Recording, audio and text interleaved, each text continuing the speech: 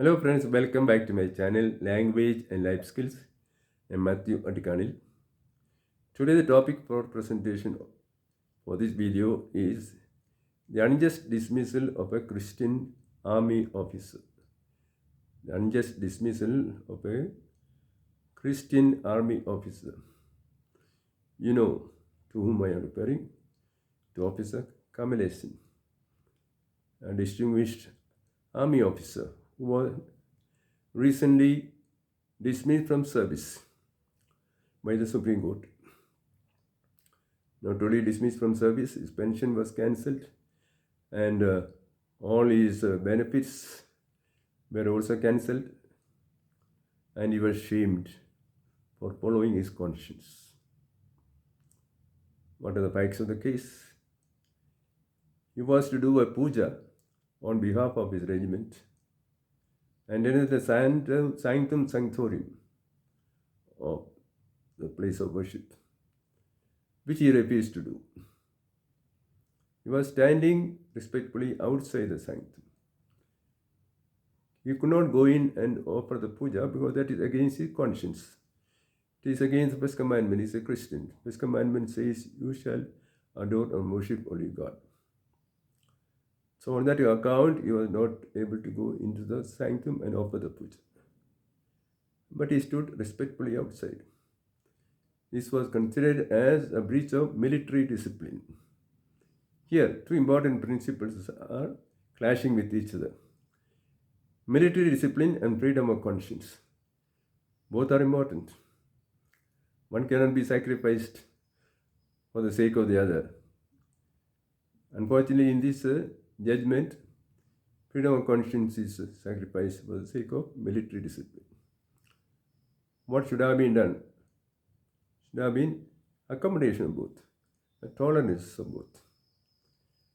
And let me point out an instance in which the Supreme Court, same Supreme Court, another judge, beautifully illustrates this point of accommodation. This is a case in the Supreme Court from the Kerala government in 1987, and the case was heard by Justice Chinnaparadi. The case was against three Jehovah's Witnesses, students who were dismissed from school because they would not sing the national anthem. They refused to sing the national anthem because it is against their religion. And so they were dismissed. But they were ready to stand respectfully and stand silently during the national anthem. Justice Chinnaparadi upheld their freedom of conscience and said it is enough that they stand respectfully during the singing of the national anthem. They cannot be forced to sing the national anthem.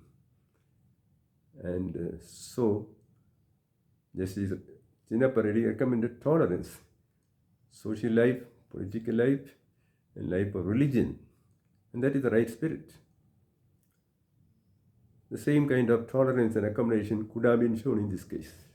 Instead of shaming an officer for his religious belief and making people believe that there is discrimination between majority and minority cases. People can interpret it that way. And let me go back into history to show what opposite can be done. If you look at Indian history, in the year 1857, there was the Sepoy Mutiny. The Indian soldiers were given new Enfield rifles in which they had to bite cartridges which were smeared with the fat of pig and of the cow. Now, both are, unacceptable to Hindus and Muslims. Both are against the religious sentiment and they refuse to obey the orders. This is known as the Sepoy Mutiny. And what do you think about those soldiers? We acclaim them as heroes for upholding their religious belief, their conscience. They are heroes of the Indian independence movement. You don't condemn them for their holding to their religious belief. So here we have two opposite cases. The Sepoy Mutiny, where the religious adherence or religious belief is praised and admired. And on the other hand, now here, Christian officer Kamalesan condemned for following freedom of conscience or following a conscience. So these two cannot come from the same constitution. The spirit of Indian constitution is one of accommodation, tolerance. When two important principles clash, they should both be accommodated. That is the wisdom of the court of the judge. Friends, I hope you enjoyed this video. If you did, please subscribe. Bye.